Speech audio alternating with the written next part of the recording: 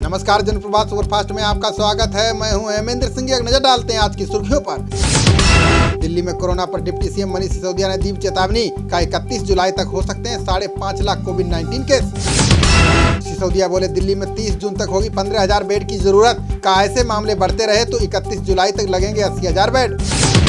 LG द्वारा फैसले पलटने पर सिसोदिया और सत्येंद्र जैन ने उठाए सवाल का। अस्पतालों पर उपराज्यपाल के पास ना कोई प्लान ना कोई डेटा।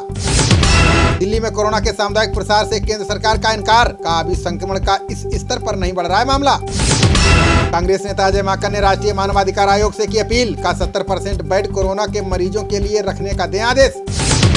केंद्र सरकार ने कर्मचारियों के लिए जारी किए नए दिशा निर्देश का। सर्दी, खांसी और कंटेनमेंट जोन वाले नहीं आएंगे दफ्तर। केंद्र बोला, एक दिन में एक विभाग में आएंगे अधिकतम 20 कर्मचारी। एक केबिन में बैठेगा एक कर्मी, खुद साफ करेगा अपना कंप्यूटर। भारतीय प्रौद्योगिकी संस्थान गांधीनगर के शोधकर्ताओं ने किया दावा का। सीवेज के गंदे पानी में कोविड-19 जीन होने के मिले सबूत। कोरोना को लेकर वित्त आयोग के 15वें पैनल ने जताया आशंका का। हर राज्य में अलग अलग समय पर चरम पर आएगा संक्रमण। भाजपा नेता ज्योतिरादित्य सिंधिया और उनकी मां कोरोना से संक्रमित। दोनों को दिल्ली के मैक्स हॉस्पिटल में कराया गया भर्ती। यूपी के 69,000 प्राथमिक शिक्षकों की भर्ती मामले में आया नया मोड़। सुप्रीम कोर्ट ने दिया 37,339 पदों को होल्ड करने का आदेश। यूपी में शिक्षा मित्रों की याचिका पर सुप्रीम कोर्ट कर रहा है सुनवाई। इलाहाबाद हाईकोर्ट के फैसले के खिलाफ लगाई गई थी अर्जी। 69,000 सहायक शिक्षक भर्ती घोटाले में यूपी सरकार ने की कार्रवाई। अब तक 11 गिरफ्तार। जांच के लिए स्पेशल टास्क फोर्स गठित। बेसिक शिक्षा राज्य मंत्री सतीश द्विवेदी ने मीडिया को किया संबोधित का। अभी किसी के डॉक्यूमेंट्स का नहीं किया गया वेरिफिकेशन। वर्चुअल रैली से शाह ने शुरू की ममता सरकार के खिलाफ कैंपेन। अम्फान और कोरोना महामारी में भ्रष्टाचार के लगाया आरोप। शाह बोले, मैं बंग भूमि पर जन्मे सभी महान लोगों को करता हूं प्रणाम। बंगाल में रामकृष्ण परमहंस, विवेकानंद जैसे महापुरुषों ने लिया जन्म। अमित शाह बोले, पश्चिम बंगाल देश का एकमात्र ऐसा राज्य जहां फल फूल रहा है राजनीतिक हिंसा का कारोबार। बंगाल बीजेपी ने वर्चुअल रैली पर सीएम ममता पर लगाया आरोप का। अमित शाह की रैली के दौरान कम की गई इंटरनेट स्पीड। प्रवासी मजदूरों को लेकर सुप्रीम कोर्ट ने दिया बड़ा आदेश का। 24 घंटे के अंदर ट्रेनें उपलब्ध कराए केंद्र सरकार। सुप्रीम कोर्ट बोला, 15 दिनों के अंदर कामगारों को भेजा जाए घर। लॉकडाउन में मजदूरों पर दर्ज सभी केस तत्काल लिए जाए वापस।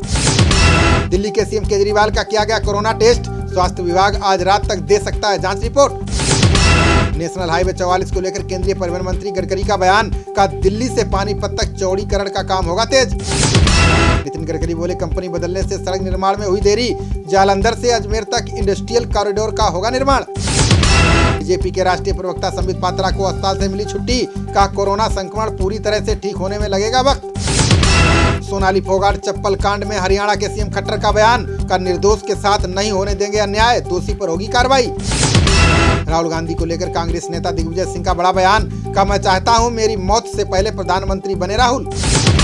पीएम मोदी से श्री राम मंदिर का शिलान्यास कराने की तैयारी में ट्रस्ट। चंपत राय ने पीएम मोदी से मुलाकात के लिए मांगा समय।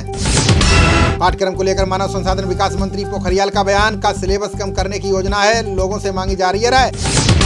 कोरोना को लेकर तेजस्वी यादव ने सीएम नीतीश पर बोला हमला का। 84 दिन से बाहर नहीं निकले आप, डर है तो मैं चलूंगा साथ। पूर्व पीएम देवगौड़ा ने राज्यसभा के लिए दाखिल किया नामांकन। जीडीएस कांग्रेस के समर्थन से निर्विरोध हो सकते हैं निर्वाचित। सीएम शिवराज ने पूर्ववर्ती कांग्रेस सरकार पर लगाया बड़ा आरोप। कहा, कमलनाथ ने सचिवालय को बना दिया था दलालों का अड्डा।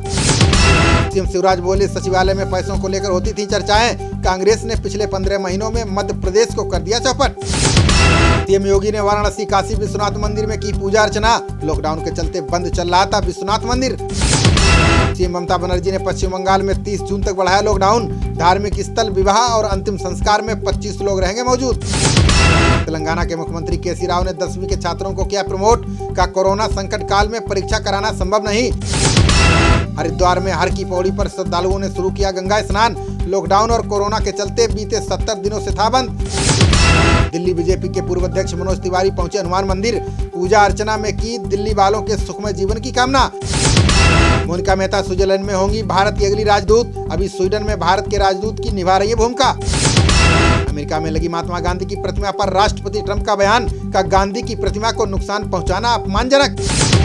तमिलनाडु सरकार ने 10वीं बोर्ड और 11वीं परीक्षा की निरस्त। सीएम पलानीस्वामी बोले, सभी छात्रों को किया जाएगा पास। इंदौर में इंडेक्स मेडिकल कॉलेज के डॉक्टर अजय जोशी का कोरोना से निधन। संक्रमण के बाद 24 मई को अस्पताल में कराए गए थे भर्ती। 2.5 महीने के बाद सासाराम के प्रसिद्ध ताराचंडी मंदिर के खुले पट, इक्के दुक्के श्रद्धालु आए नजर, आने वालों की हुई थर्मल स्कैनिंग। यूपी के पीलीभीत में युवक हुआ बाघ के हमले का शिकार। घटना से आक्रोशित लोगों ने पुलिस के पहुंचने पर किया पथराव। बुलंदशहर में दुकानदार उड़ा रहे हैं सोशल डिस्टेंसिंग की धज्जियां। कस्बा पासू में बिना मास्क लगाए लोगों का लगा जमघट। यूपी के बाराबंकी में डीएम और एसपी ने चलाया सघन चेकिंग अभियान। वाहन चालकों को मुफ्त में मास्क देकर जागरूकता का दिया संदेश। बुलंदशहर के सिकंदराबाद में पुलिस की ज्यादती का वीडियो वायरल। दोपहिया वाहनों में डंडा मारकर तोड़फोड़ करते दिखे पुलिसकर्मी। हरदोई में 5 नए मामले आए सामने। जिले में कुल मरीज हुए 125, जबकि कोरोना के 43 मरीज ठीक होकर जा चुके हैं घर। कन्नौज पुलिस ने अवैध रूप से खनन कर रहे 2 ट्रैक्टर ट्राली को किया सीज। जेसीबी चालक फरार। कार्रवाई के बाद भी नहीं रुक रहा है अवैध खनन। यूपी के मैनपुरी में पूर्व प्रधान ने वर्तमान प्रधान पर किया जानलेवा हमला। चुनावी रंजिश बताया जा रहा है कारण। एक आरोपी तमंचे के साथ गिरफ्तार। यूपी के बांदा में जहरीली फैक्ट्री से 10 लाख का नकली गुटखा बरामद। साल भर में एक्साइज टैक्स न देकर सरकार को लगाया 60 करोड़ का चूना। खबरों का सिलसिला जारी रहेगा, देखते रहिए जनप्रवाद। नमस्कार।